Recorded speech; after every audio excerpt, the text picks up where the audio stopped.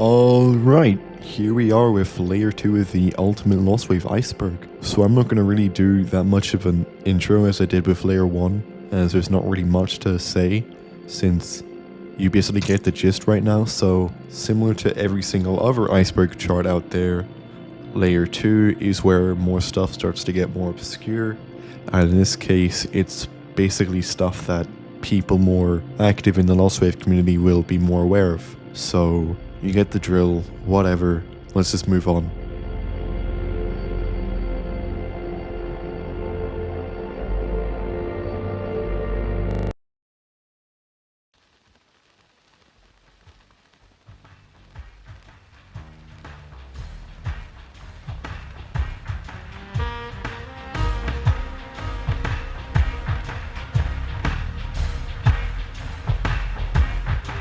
Copyright databases are one of the most important tools to help you when you're searching for Lostwave songs, especially for those who are starting out. For those who do not know, most songs have some sort of copyright attached to them, but not all of them can get picked up by YouTube's copyright detector or any sort of like mainstream copyright detector. And this is where Lostwave comes into play with this. For those who aren't really aware, most songs ever that were made within 1960 to 2024 have some sort of copyright to them, but a large portion of these songs aren't really online, and that's sort of where Lostwave comes into this. Some songs could have copyright entries, and that could be the only place where they're even mentioned online. Now, for anyone who's curious as to how this even works, here's a few examples of copyright databases.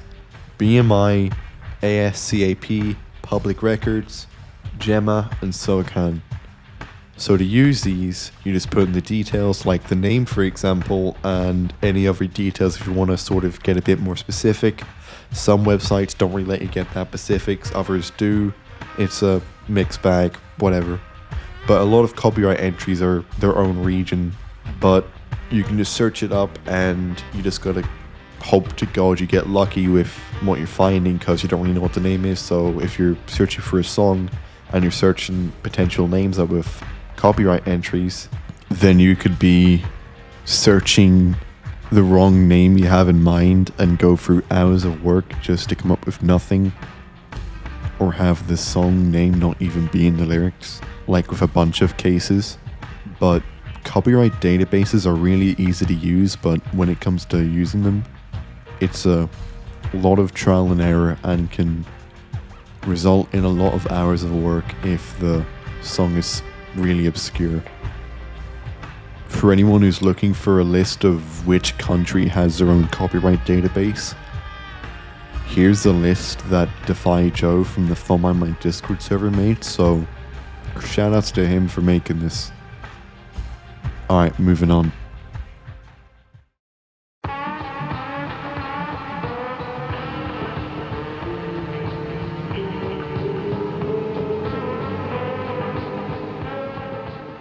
No, they did not, but this refers to the fact that some people thought Everyone Knows That was a demo song by Savage Garden for two reasons. The first being that their singer, Darren Hayes, sounds somewhat similar to Christopher St. Booth, to some people at least. And the second being in that November 2023, he tweeted, and I quote, "Everyone knows that," which made a lot of people think that it was by Savage Garden, and they soon got flooded with a lot of questions asking if it was them. But did they make the song? No. No, they... What?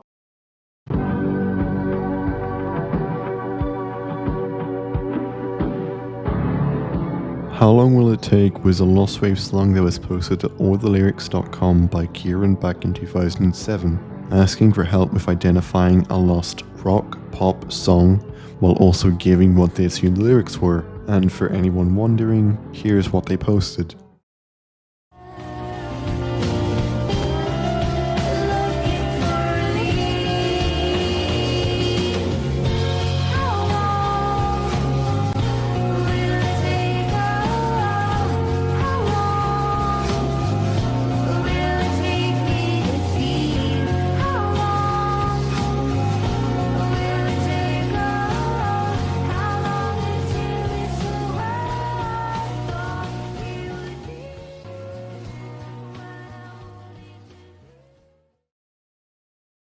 Now, the search would remain somewhat quiet as this post would slowly die out, and not that much happened on the All the Lyrics post.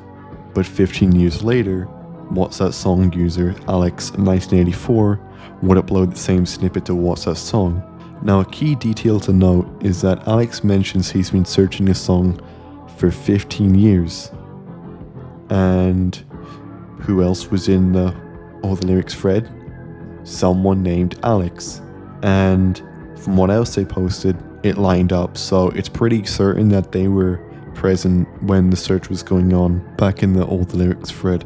After this, Alex would go on to say that it was taken from the menu of a bootleg DVD of Jacou le Croquant, which was a 2007 movie based off the book of the same name by Eugene Leroy. So everything here adds up.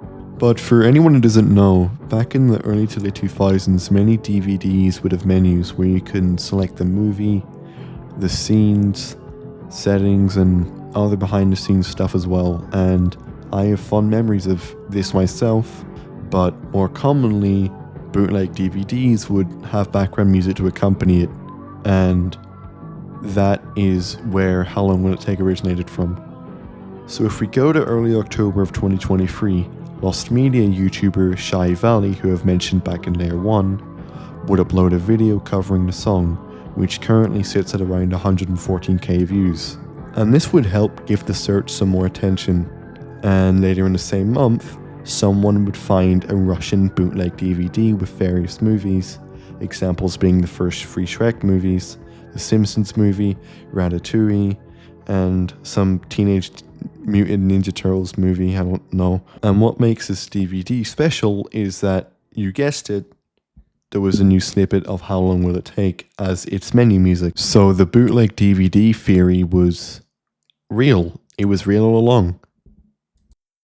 But not long after, on November 7th of 2023, another snippet would be found on another bootleg DVD, presumably by the same company, which, although had different movies, contained a different snippet of How Long Will It Take, which would be a higher quality version of the original snippet that we originally had. And there was actually people who stitched these two together to sort of make a longer snippet overall.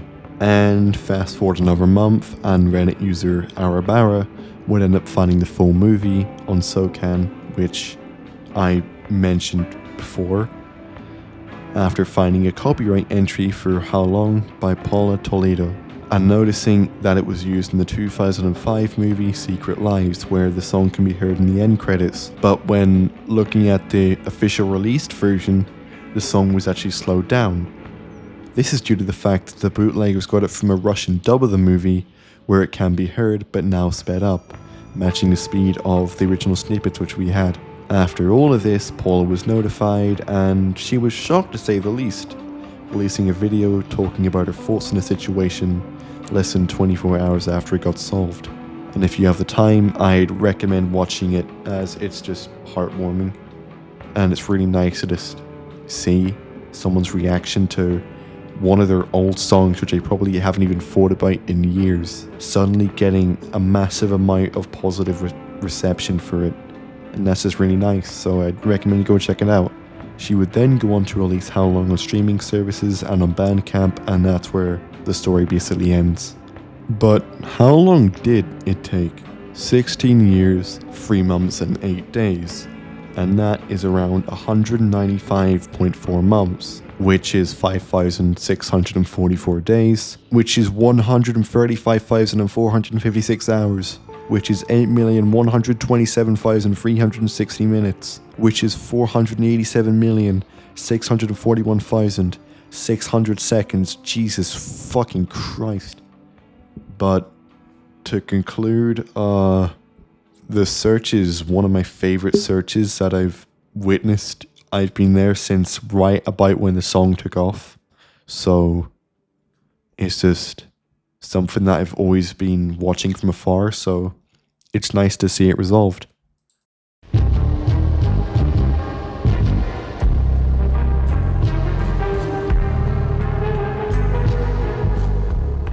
Similar to the previous entry in many different ways, Dance for Hours a Day, which was a Lostwave song posted to What's That Song by user Pre-Seva on July 9th, 2007, who had acquired the song file just a few days before after acquiring it from some sort of torrent site.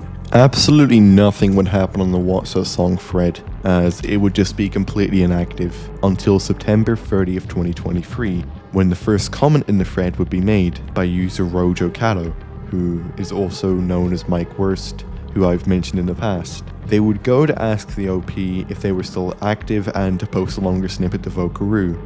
And another fun fact is that Mike Worst was the first person to upload the song to YouTube and also popularized the image that is commonly associated with it. And I said this once and I'll say it again, I love this image to death. I do not know what it is, but Jesus Christ.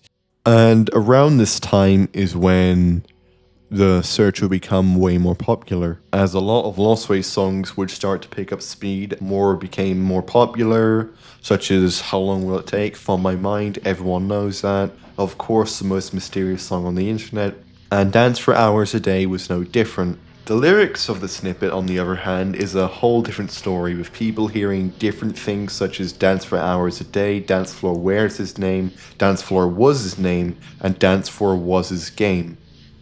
The whole story of the lyrics is a really weird story in as of itself, so I'm not going to dwell on it much, but key points to note is that the subreddit for the search was created in October of 2023, and on November 25th, the now defunct Dance for Hours a Day Discord server was made, and this is where contact with the OP, Pre-Seva, was made for the first time.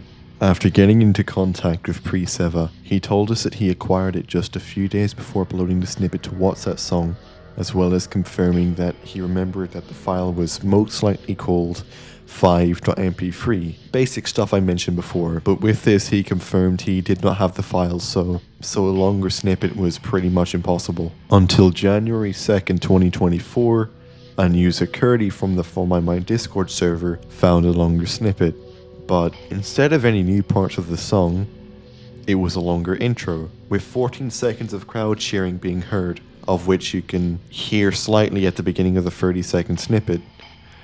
The crowd cheering brought some theories around, with people hearing some names and wondering if it was performed live, but none of these really went anywhere during the search. But you wouldn't have to wait long, because on January 9th, and Pre-Seva found an old folder with a song named You Don't Need Me by RTP. A lot of people agreed, and even Pre-Seva himself agreed that this was definitely the same singer.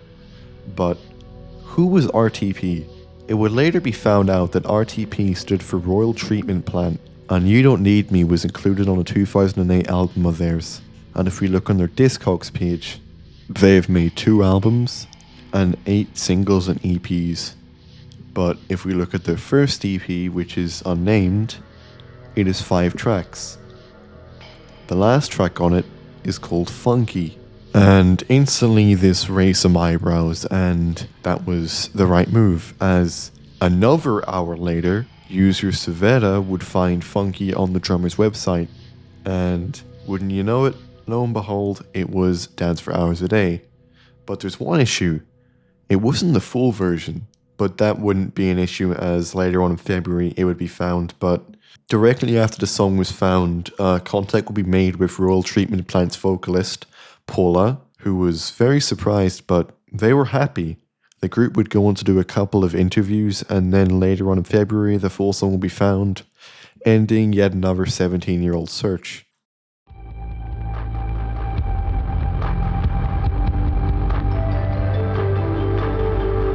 Outfakes are what is referred to when a Lostwave song was originally uploaded, with the OP or uploader claiming that it was from another band, which can range from either being really popular to really obscure.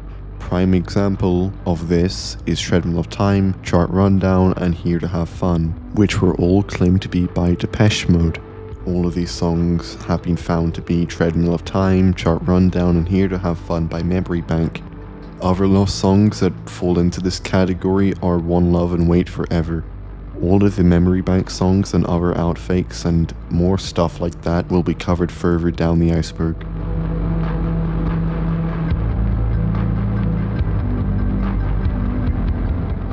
Lostwave music videos refer to Lostwave songs that come with a music video or have some sort of video of their creator playing to accompany their snippets. There are 3 primary examples of this, of which being The World Was So Easy, Zoltan, and most recently being My Wandering Fire.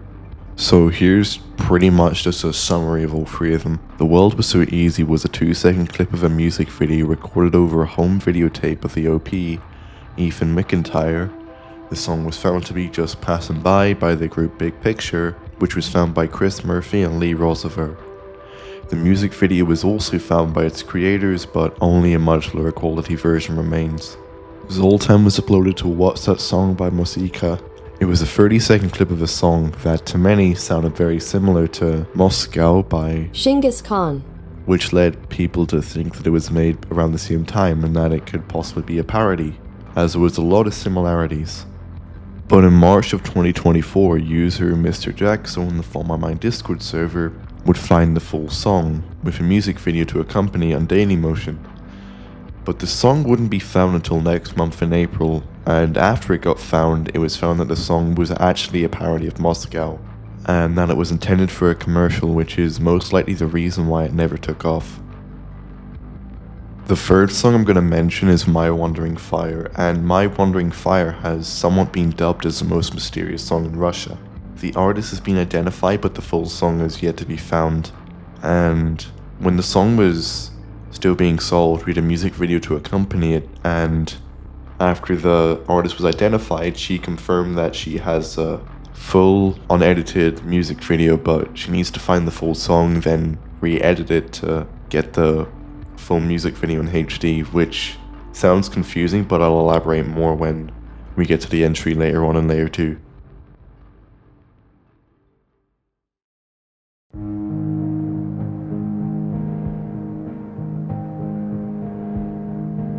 Paul Baskerville was a DJ who worked for NDR in the early to mid 1980s and is supposedly also the one who played Subway's On Your Mind or Music for Jung Lut, or when translated, being Music for Young People, which was a program that NDR ran for up and coming bands and just music that would associate with like the teens at the time.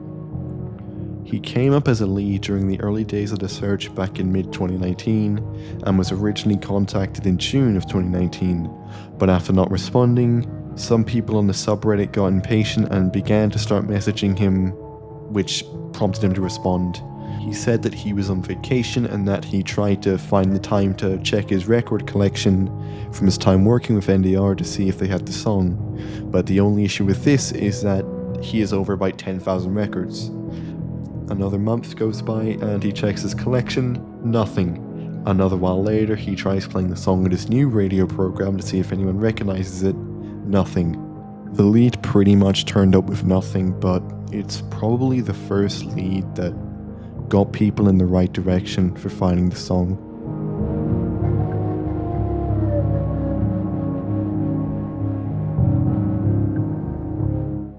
Bluuue, or Lydia, was the first person to upload Subways of Your Mind to the internet, uploading it to Spirits of Radio way back in 2007. It wouldn't be until 2019 when people would try to find out who she was, but after getting into contact on Reddit and after confirming it was her, Bluuue, or a username u/Bluulee, would answer some questions that people were curious about.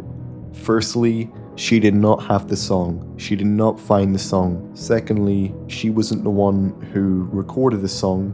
It was actually her brother Darius who recorded the song of NDR back in '84. And during this time, I like to mention that people thought it was recorded by this one guy named Anton, or something related to the name Anton was like really big at the time. But she confirmed that Anton doesn't exist and she doesn't know who Anton is. Overall, Lydia and her brother would be somewhat involved with the search, even working with Margin before the search came to a conclusion. So that's another example of OPs being very involved.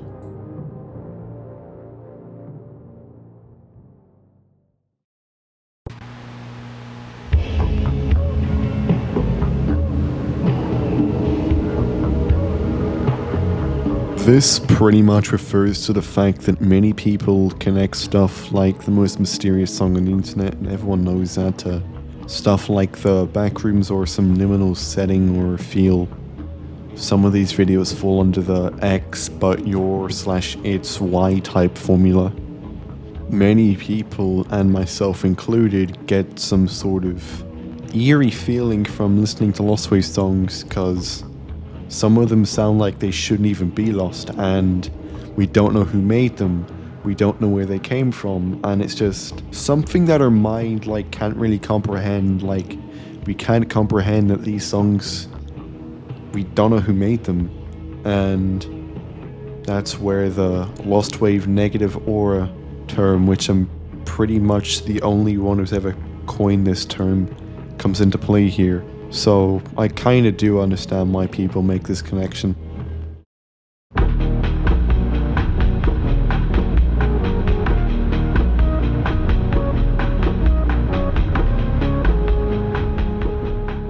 Verification hell is a term used for songs that have been stuck in the verification needed period, or as people dub it, verification hell. But I haven't really explained what it is, so for context, the verification phase of a Lostwave song is when a song is a really strong lead, which could be the soul for it, but further evidence like a full version of a song or a higher quality version of a song or any other info is still needed to really verify that, yeah, this is the artist we're looking for. And verification hell is basically this, but for songs that have been stuck in the verification phase for a long time. Some songs of which have even been stuck like this for upwards to 3 years.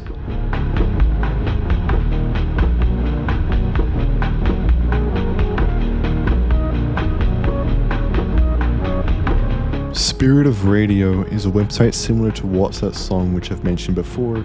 The website lets people upload unidentified songs for others to help solve, and the website has been hosting this feature since October of 2002.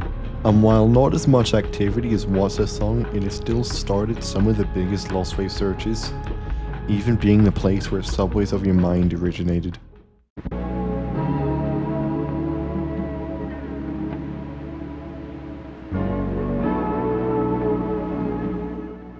There's a Man, or as it's now called, Man on a Hill, was a song that was uploaded to musicbanter.com and SoundCloud, where ArtB91 would ask for help with identifying a song they recorded from a UK radio station a couple of years prior. Here's a snippet of the song that they recorded.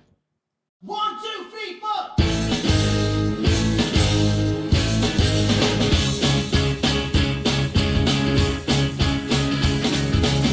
There's a man who stands upon a hill, looking down to the people he has killed, and he hits only one by one.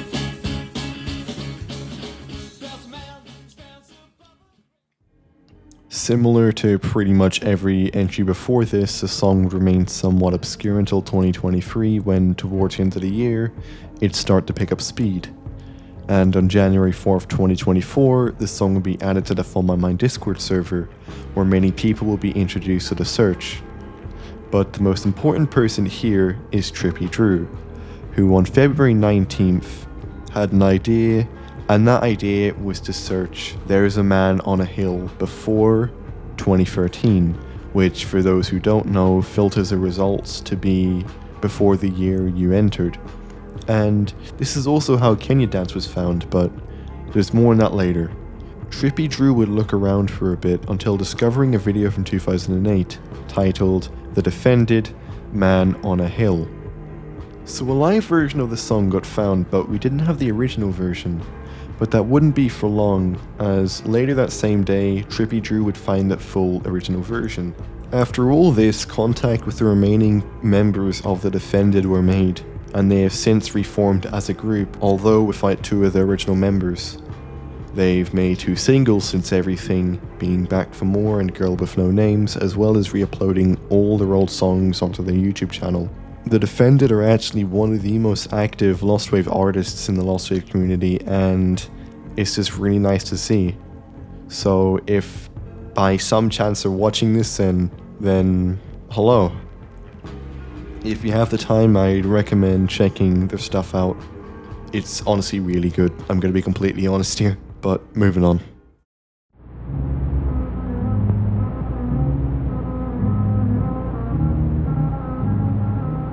Released in 2000, Curly Toes was released on an album, Songs in the Key of Z, released by Erwin Chusid, which was a compilation album of outsider music and music by people who didn't even know they were making music. The song itself is something, but nothing really has come up with it so far, and nothing most likely will. A theory went around that Curly Toes was found after Erwin went dumpster diving and happened to find the song there, and after listening to the song, I sort of see why people thought that, but Erwin would confirm that it wasn't, and that he actually got the song from tape trading. The song has had pretty much nothing about it known, with a few small leads coming up every once in a while, but nothing has really happened, and I don't really see this song getting solved.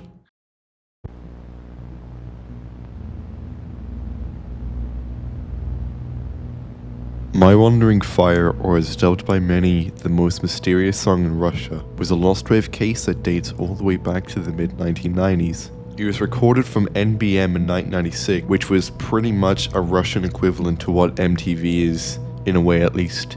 This was stationed in St. Petersburg. During the mid to late 1990s, they would broadcast and play various songs and music videos from local and somewhat obscure artists, with the performers in these music videos being somewhat unknown themselves. Most, if not all of these, would be played without any credit towards said artist. My Wandering Fire was a case of this. NBN's rights would be purchased in 2007, and its archives whereabouts are unknown. Most likely they've since been destroyed. But back on the topic of My Wandering Fire. In 1999, Dmitry Sokolov would try contacting someone at NBN to ask who made the song, although he never got a response. Cut to 2017, and the person who recorded the song, Alexander Alexandrov, the person who originally recorded it back in 1996, posted the 34-second video clip onto the internet for the first time, although nothing major would happen with this. But in 2022, user Anon0122, who was the founder of the Russian Lostwave Telegram group, re-uploads a song onto his YouTube channel, and this is where the search would fully kick off, leading to October 2024, where the name Natalia Yablonskaya would come up for the first time. Natalia would be the singer behind the song, although for when it comes to the music video, only the raw recording still exists without any sort of audio. So Natalia needs to find the full audio and re-edit the video before it can be re-released. Although, she did have a lead with finding the full song, with finding a DAT tape, which she thought may have the full song on it, and the first track on that tape is what she thought the song was. And when she played the first track, this is what she found.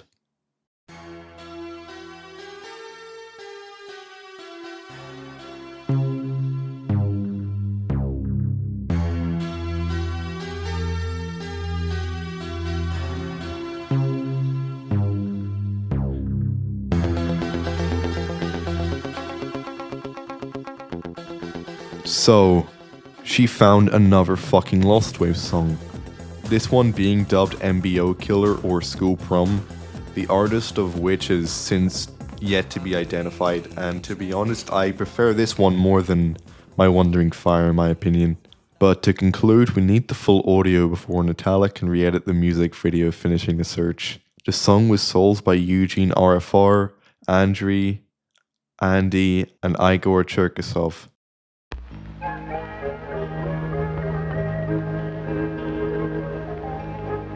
Your Eyes is a still unidentified Italo dance song, which as of the past 4 years, has become one of the biggest Lostwaves in the entire community.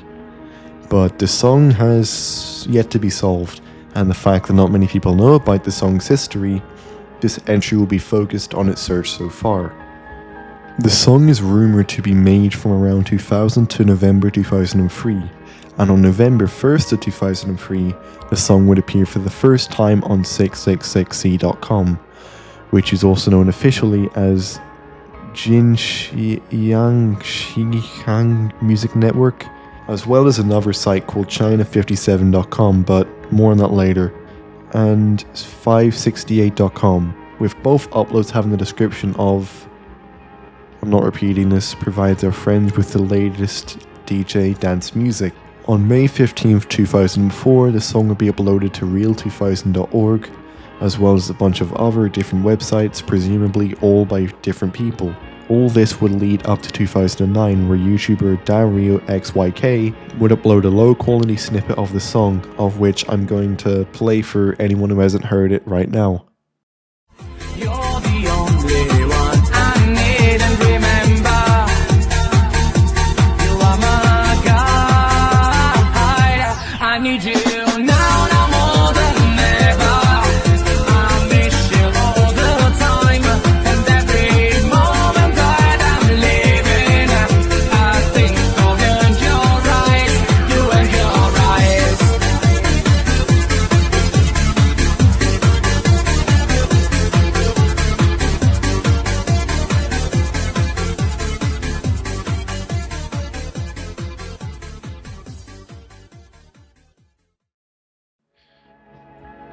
It would later be found out that Dario doesn't know where he got the song from. Sometime after this, someone would upload the song to QQ Music with a Chinese title, which roughly translates to European and American lyrical high-end pop. From 2009 to 2013, the search would be pretty much radio silence, with a few people interested every now and then, but towards 2013, things started to pick up speed, which all led to March 19th, 2015, where a hoax page was made on Discogs, incorrectly listing the song as Gabrielle Come Back to Me. During April 2020, YouTuber Johnson Paul would upload the snippet from QQ Music to YouTube. Later that day, FM120 would upload a supposed Italio dance mix with a higher quality snippet of Your Eyes. It wouldn't be until May 26th when the full high quality snippet will be uploaded to YouTube by user Mike B, but this has since been taken down as of March 11th, 2024. Q's video on the song is a direct re-upload of that video for anyone wondering. It is unknown where they got the higher quality versions from, but it's suspected that the original uploads of the song to the Chinese websites back in 2003 to 2004 were the full versions, as we do not have those audios. As of November 2024 though, there are a few leads, such as FM120 and China57, but FM120 is acting kinda sketchy, and China57 somewhat seems promising, but nothing's really happened. Another key thing to note is that Your Eyes is likely a final digitization, as in the high quality uploads, there are small vinyl rip artifacts. That's where the search stands today. If you wish to help out, you can join the Follow My Mind Discord server. As always, it's at the top of the description.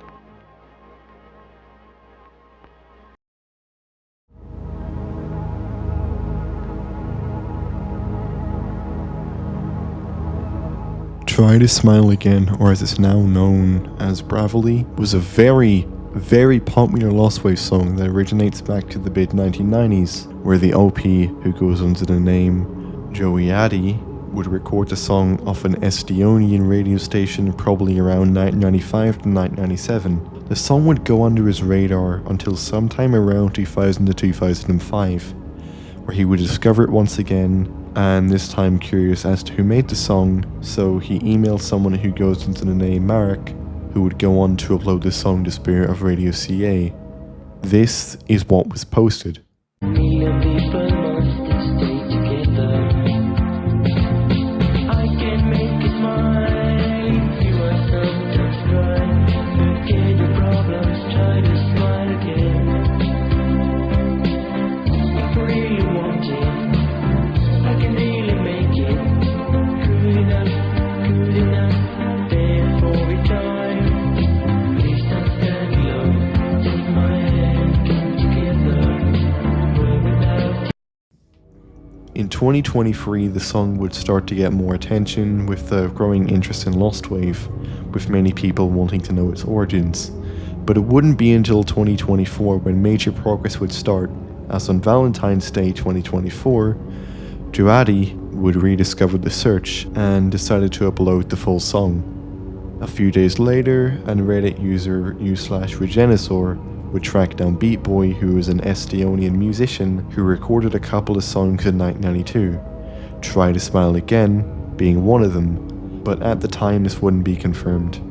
The only other Beat Boy song which could be found on YouTube is a song named Girl, and people could definitely tell that this was the same person behind Try to Smile Again, with the vocals being really similar and the fact that both songs use the same saxophone preset. It was clear that the creator was Beat Boy. Another 2 days later, Mystic65 would get a hold of the full song, revealing it to be Beat Boy Bravely. Beat Boy's real name is Sven Lomas, and this isn't the final time he's appearing on the Iceberg, but that's for further on.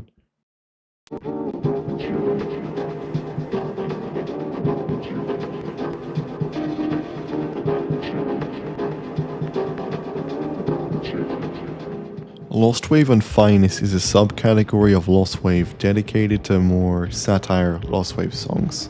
Most of these songs range from being somewhat tame to being plain up weird or just very unserious sounding.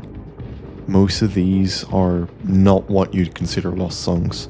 Notable examples of Lostwave unfinest songs are the Beer Song, which is a parody song of Georges Bizet's Les Troubadours from Carmen's Suite No. 1, or the fucking FNAF song. The song was originally thought to be by Weird Al and a bunch of other similar artists who make parody type songs, but the song still remains unidentified.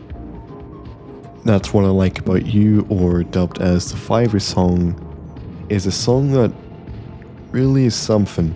The song is somewhat associated with Go Animate, as a music video for the song was made with Go Animate, where someone commissioned it to be made on Fiverr. Who the creator of this video is still unknown, and to nobody's surprise, the song itself is still unidentified, and it's unknown if the song originated from Fiverr as well. The final song I'm mentioning is what people have dubbed Halloween Song, which is a 4-second song which is the most popular of the ones I'm mentioning here, as the song has been quite popular in meme culture, like on Twitter, Instagram, and YouTube, with the earliest mention of the song dating back to February 22nd, 2022. So if that's the case, then the song is probably from October of 2021 or before that. The only thing we know so far are where the pumpkin image used at the start of it comes from, the source of the skeleton running, and the sample used for the song. As of November 22nd, 2024, when I'm recording this, the song remains unidentified. Lastly, I'd like to mention the Lostwave unfinest Discord server, which is a Lostwave server dedicated to stuff like this, as the From My Mind Discord server doesn't have any channels dedicated to unfinest songs. So if this interests you, I have linked the server in the description as well. Thanks.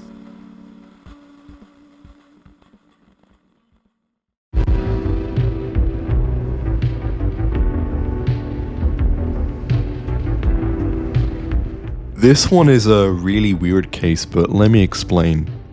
The OP, Ethan McIntyre, posted on YouTube and the r/Canadian music subreddit looking for a song's music video that was recorded, funnily enough, over a home video of them as a baby.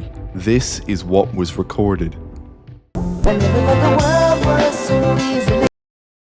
So this was 3 seconds in length and hard as hell to hear what was being said, and had a music video accompanying it. So let's go over what was originally known one by one. First point being that the OP stated that the guitar the guy used was most likely a Parker Fly guitar, which was released in 1993, so this narrows down the time frame just a bit. Point 2 is that it was recorded from the Canadian TV network, New County Network, which would be renamed to CMT in 1996. Point 3 being that the lyrics were somewhat hard to hear, given the distortion at the beginning and at the end, and with this song being recorded over footage of them as a baby, the audio got distorted in the process. But it was collectively agreed on that the words "world was so easy" or "the world was so easy" was being said.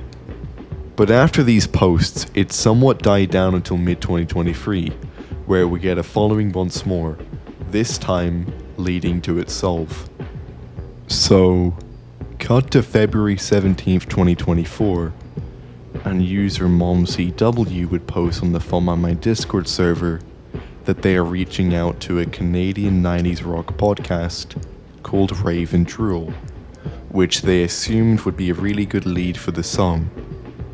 Rave and Drool quickly picked up on this and were interested, leading to them making a tweet about the song.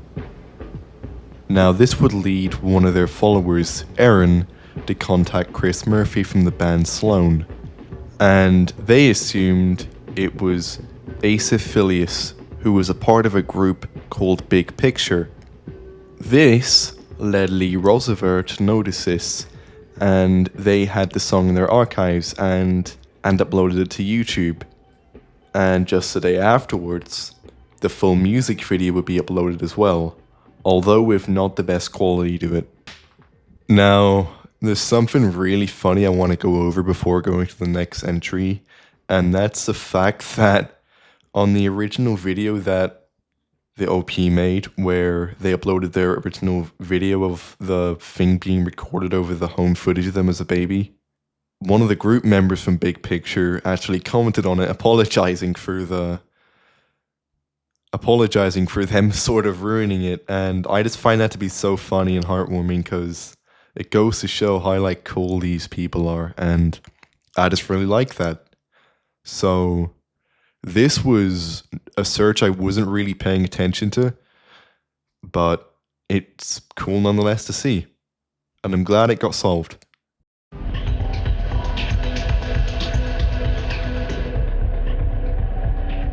Waste My Time, or as it's officially called now, Avail, was a Lostwave song originally posted to YouTube on December 15th, 2014 by ID Kincancion. When translated, the video title reads, "Can you identify this song? Number 5 complete indie rock song." The song was actually posted before this back to What's That Song in 2013 by Moorback, although the original post has since been deleted, but the song was uploaded to What's That Song 4 times throughout the search, and from what I can gather, it was uploaded by these two people, Moorback and Matepor, and it's rumored that both of them got the song from different sources, but basically it goes like this: Moorback, Matepor, Matepor, Moorback, but we're going to be focusing on Moorback's side of the search. The song would start to gain a following in 2023 with the growing interest of Lostwave around that time, with people re-uploading it to YouTube. But I want to briefly brush over one of the key parts of the song, that being the lyrics. The lyrics to the song are really hard to understand, and while this is probably due to the vocalist's accent, at the time people were really struggling to come up with a conclusion on what these lyrics were. But back on topic of the search. Contact with Moorback, who was the original poster, will be made again, and this time he'd answer various questions about Waste My Time. Firstly, the song was recorded from a radio station in Minsk back in 2010, with the OP having tried contacting the radio station himself in the past, but the radio station didn't know who worked with choosing what songs played in the station back then. He also said that this was a complete version of the song, but this was actually false, but more about that once I actually get to the song getting solved. Cut to May 21st, 2024, and u/tzelantra_slumber contacted someone who could be a really strong lead for the search, a Russian band named Pompeia, who swiftly confirmed that they were not the artist, but they knew the song and who made it. The Burns Avail. And if we searched it up on YouTube, it was sitting there the entire fucking time. And like I mentioned earlier, the OP mentioned that he had the full song. Well, this is actually wrong. The version that was played was taken from a radio broadcast, and it was missing the intro and a guitar solo part, so it wasn't the full song. The official lyrics have yet to be fully released, with only the chorus officially being released. Now, since this, the Burns have acquired a small yet nice fan base. Some have even tried tracking down all their songs, and as of now we have 9 songs and 2 unreleased ones, of which being Avail, Get Fat, Hurricane, Tapes, Sidewalks, Edge, Killers, Hit, Strong Kiss, Don't Panic, and an unnamed song. Out of all the songs solved this year, and out of all the Lostwave songs solved, Waste My Time has to be one of my favorites. I'm just going to be completely honest.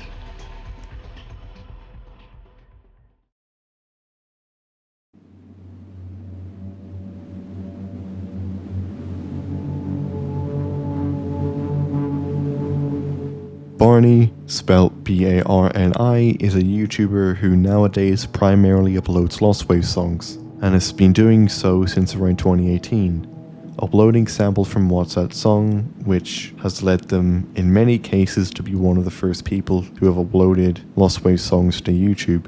Any Lostwave song still unidentified has the title Unknown Song Help Identify, while the identified songs get their video title to just being a lemon emoji. And with that, layer 2 is done. So I'm sorry for the delay, as I originally promised that layer 2 would release within 10 days after layer 1, but I've been caught up in some IRL stuff, so I haven't been able to work as much, but everything now on will be more straightforward and will come out way more frequently.